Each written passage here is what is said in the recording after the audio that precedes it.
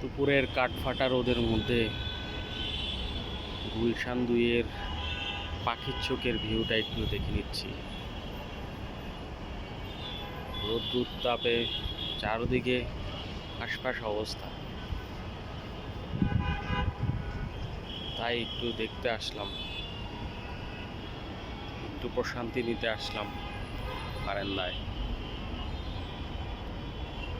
আমার অফিসের সবচেয়ে প্রশান্তিময় স্থান হচ্ছে এই বারান্দাটা।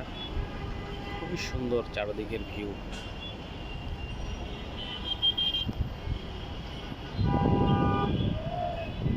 অপর পাশের ছাদের বিল্ডিংয়ের গাছগুলো দেখলে শান্তিতে মন জুড়িয়ে যায়। শহরে সচরাচর বিশেষ করে গুলশান 2 এরিয়াতে এরকম ছাদ দেখা যায় না।